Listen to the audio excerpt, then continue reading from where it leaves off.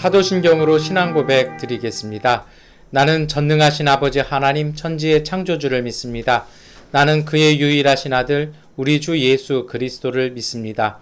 그는 성령으로 잉태되어 동정녀 마리아에게서 나시고 본디오 빌라도에게 고난을 받아 십자가에 못 박혀 죽으시고 장사된 지 사흘 만에 죽은 자 가운데서 다시 살아나셨으며 하늘에 오르시어 전능하신 아버지 하나님 우편에 앉아 계시다가 거기로부터 살아있는 자와 죽은 자를 심판하러 오십니다.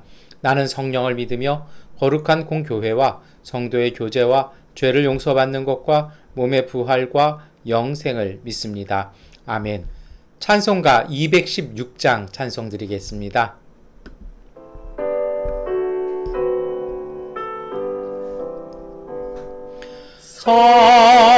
성자의 귀한 몸 날 위하여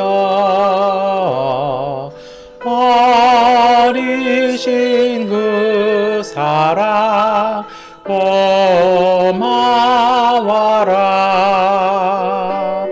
내 머리 숙여서 주님께 비는 말 너무 주님께 바치리까. 지금도 날 위해 간구하심 이 어떤 믿음이 없나니. 주님의 참사랑 고맙고 놀라워 찬송과 기도를 쉬지 않네. 주님의 십자가 나도 지고 진실한 믿음과 마음으로 형제의 사랑과 친절한 위로를 네게나 베풀게 하옵소서. 만 가지 은혜를 받았으니 내 평생 슬프나 즐거우나 이 몸을 온전히 주님께 바쳐서 주님만 위하여 늘 살겠네.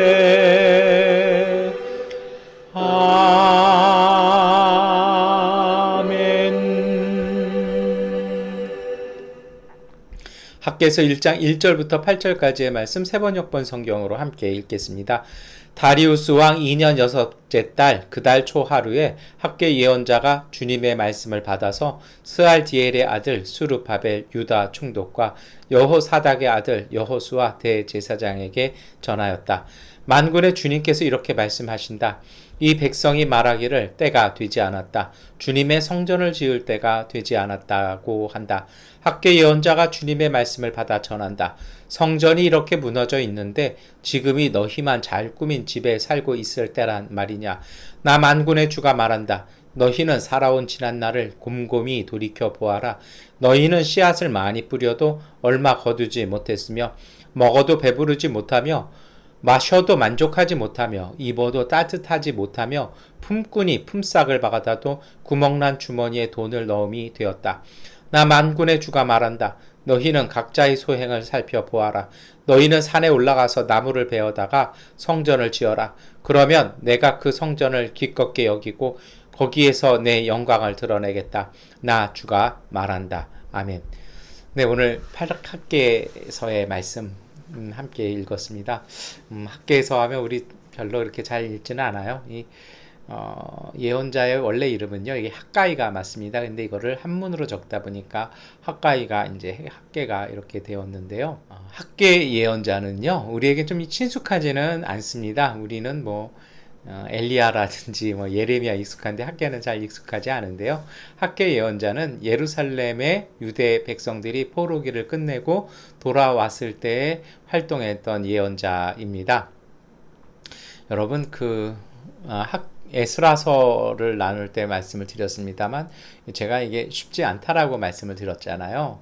이게 녹록하지 않거든요. 그리고 느헤미야에서도 읽어보니까 정말 다 철저하게 파괴되어져서 쉽지 않았던, 그래서 이 길을 만드는 것도 굉장히 곤욕을 치렀던 것을 이렇게 봅니다. 그러다 보니까 얼마나 힘들었겠습니까? 그러다 보니 이제 이 백성이 목표를 잃었어요. 처음에 바벨론 땅에서 돌아올 때는 예루살렘에 성전을 짓겠다라는 목표를 가지고 돌아왔습니다. 근데 정작 돌아와 보니까 하루하루 사는 것조차 힘든 때인 것이죠. 그러다 보니 성전은 고사하고 본인들의 삶마저도 이렇게 정말 연명하기 힘든 그런 어려움에 있었습니다. 또 삶이 그래요. 먹고 사는 게 힘들면요, 왜 그렇게 또 문제는 많이 생기는지요. 그러다 보니 점점 신앙적인 열의도 그리고 예루살렘에서의 삶도 좀 심해졌던 시대에 하나님께서 불러내서 활동했던 예언자가 학개서의 학계 예언자입니다. 오늘 말씀 어떻게 되입니까? 2절부터 이렇게 읽어보면 그 예언자가 주님의 말씀을 전하잖아요. 뭐라고 얘기합니까? 이 백성이 말하기를 때가 되지 않았다라고 말한다라는 겁니다. 그러니까 성전을 지어야 하는데 아직 준비가 안 됐다라는 것입니다. 그러니까 이런 성전을 지은 것, 이런 게 사실 쉬운 일은 아니잖아요. 그러다 보니까 이제 백성들 입장에서는 준비도 안 됐고 아직 때도 안 됐다라고 얘기를 한다라는 것입니다. 그러자 이제 그 3절부터 학교 예언자가 다시 이제 하나님의 말씀을 전합니다. 뭐라고 합니까?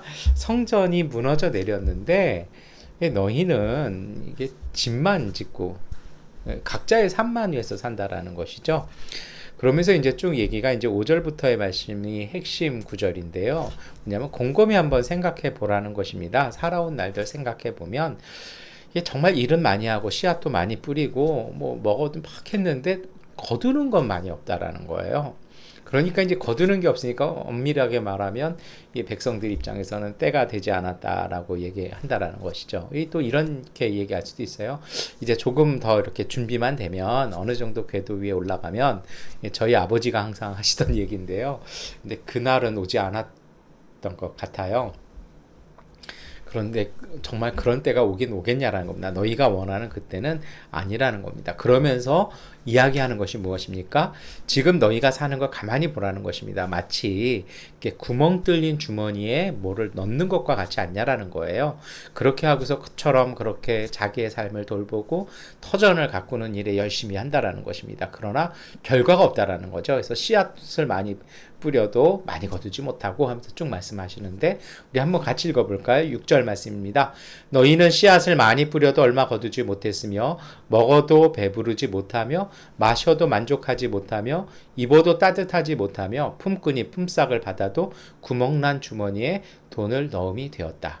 그러니까 다 이게 빠져나가는 것이죠. 그러니까 헛수고하고 있다라는 것입니다. 그러니까 뭔가 정작 중요한 걸 놓치고 있다라는 것이죠. 그러면서 7절에 하나님께서 말씀하신다. 너희의 각자의 소행을 살펴보아라. 그러면서 지금 너네가 하고 있는 것이 똑똑한 것처럼 보이고 슬기로운 것처럼 보이지만 뭔가 이 구멍난 주머니와 같다는 겁니다. 잘 살펴보라는 것이죠. 그리고 8절에 강하게 말씀하십니다. 산에 올라가서 나무를 베어다가 성전을 지으라는 것입니다. 그러면 하나님께서 그 성전을 가깝게 여겨주시고 거기에서 하나님의 영광을 드러내시겠다라고 얘기를 합니다. 이렇게만 보면 이 말씀은 가끔 교회에서 이제 성전 건축할 때, 교회 건축할 때 많이 인용도 돼요. 근데 단순히 여러분 저희가 그런 말씀, 그렇게만 볼 것이 아닌 것 같아요. 조금 더 깊숙하게 보았으면 좋겠다는 생각을 합니다. 구약시대 때의 이 말씀은 성전을 짓는 것이었습니다. 그러면 여러분 한번 생각을 해봤으면 좋겠어요. 왜 성전을 지어야 할까요? 성전이 갖고 있는 의미가 있었습니다. 모든 우상 종교나 이방 종교에서도 신전이나 성전을 지어요. 그런데 그 성전은요, 그 신전들은 권력을 위한 신전이었죠. 근데 예루살렘 성전의 가장 큰 목표는요, 백성을 살리는 공정성이었습니다. 그래서 그 성전에 나와서 예배를 드림을 통해서 사실은 백성 가운데 평화가 있는 것이에요. 왜 그렇습니까?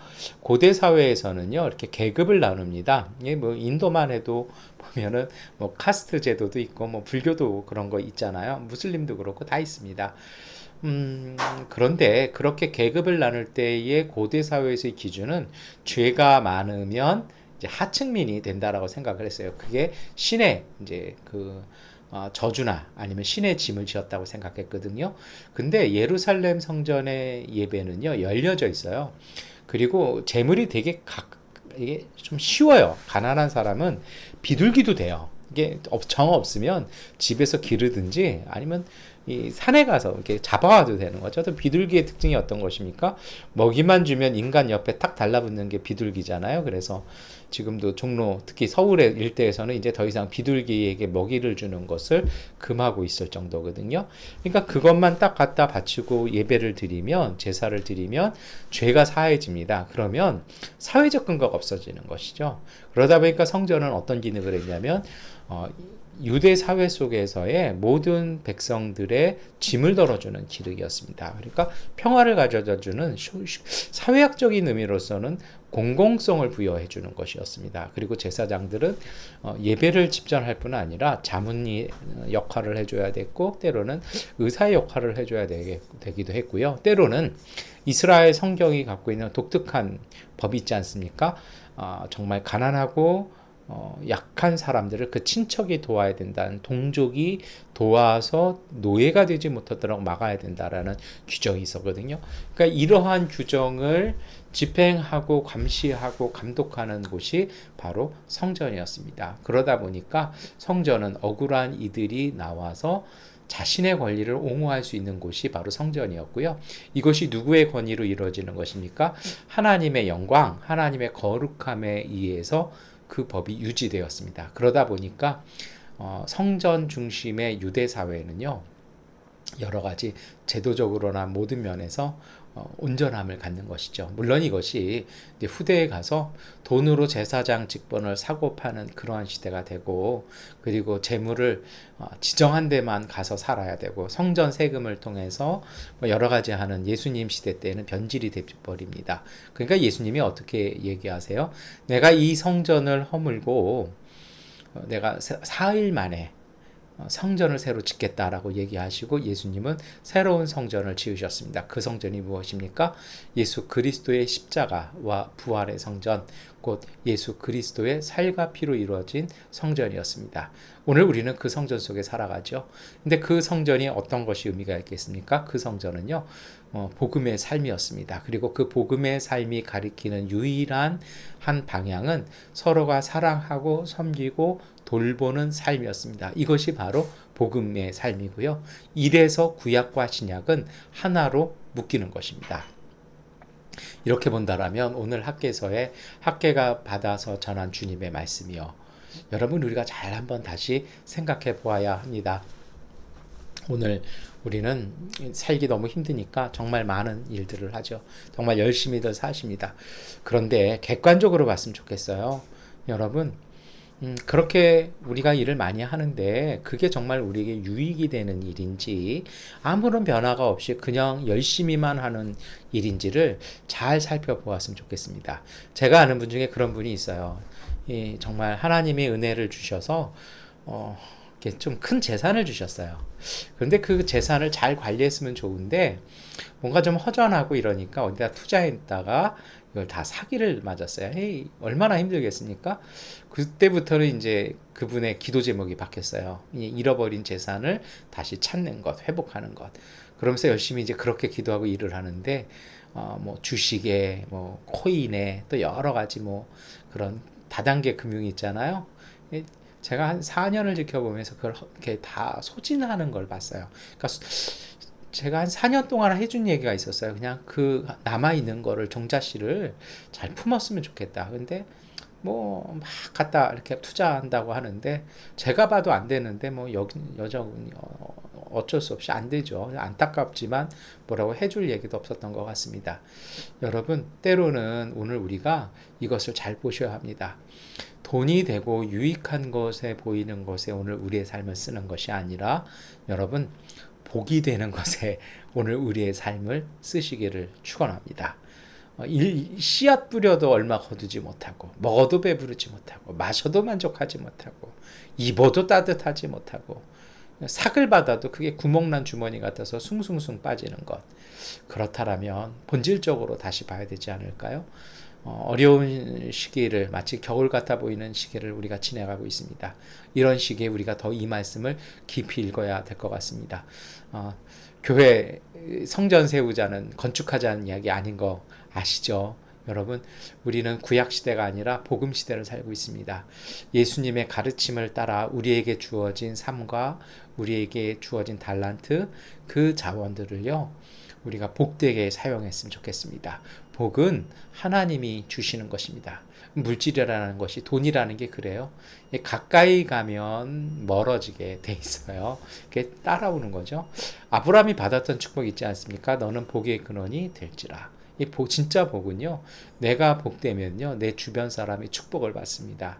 그러니까 어떤 말씀입니까?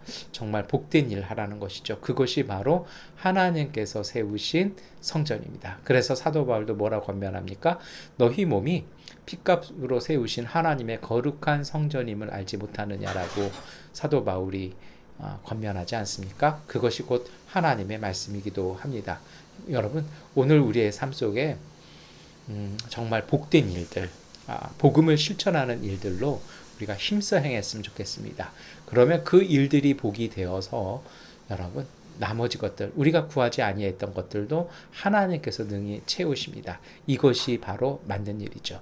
구멍난 주머니가 있다라면 그 구멍부터 막아야 되지 않겠습니까? 정말 우리에게 필요한 건 복음입니다. 그 복음을 오늘 우리의 삶 속에 채워 넣으십시오. 그리고 그것에 합당한 삶을 사실 때 하나님께서 주시는 놀라운 축복을 통해서 우리 자신뿐 아니라 우리 모두를 복되게 하는 것입니다. 하나님이 오죽하시면 학계 예언자를 통해서 빨리 성전 지으라고요. 백성의 단순한 종교적 기능뿐 아니라 그 예배를 통해서 하나님의 거룩하신 영광을 통해서 모든 백성이 되살아나는 그 기초를 튼튼히 하라고 말씀하시는 오늘 이 학계서의 말씀을 우리의 삶 속에 우리가 묵상하며 기도하며 실천했으면 좋겠습니다.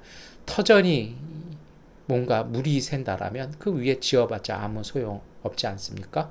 여러분, 복음에 합당한 삶을 통해서 예수 그리스도께서 우리에게 핏값으로 주신 그 구원에 합당한 삶을 우리가 추구했으면 좋겠습니다. 그 삶을 통해서 하나님께서 우리의 삶을 채우시고 우리로 풍성한 하나님의 부요하심으로 채워주실 것입니다. 그 믿음으로 승리하는 하루 되시기를 축원합니다. 기도하겠습니다. 전능하신 아버지 하나님, 우리가 많은 것을 하려고 합니다. 또 많은 것을 행합니다. 그러나 주님, 우리가 밑빠진 독에 물 붓는 것 같은 어리석음에 빠지지 말게 하여 주시옵소서. 하나님의 말씀 안에서 우리의 삶을 잘 살펴보게 하여 주옵소서. 돈이 되는 일이 아니라 복이 되는 일을 하게 하여 주시고 복의 근원이 되어서 오늘 우리의 이웃들에게 복을 나누어 줄 수 있는 복된 하나님의 가정들, 그 일터들 되게 하여 주시옵소서. 이 일을 위하여 잠시 멈추어서 하나님의 말씀에 비춰 우리 삶을 보게 하시고 우리가 행하는 모든 일 속에 복음으로 행하게 하여 주셔서 하나님의 놀라운 능력이, 하나님의 거룩하신 영광이 우리의 삶 가운데 임재하는 것을 보고 고백하며 찬양하게 하여 주옵소서. 예수 그리스도의 이름으로 기도드립니다. 아멘. 하나님께 기도하는 시간 갖도록 하겠습니다.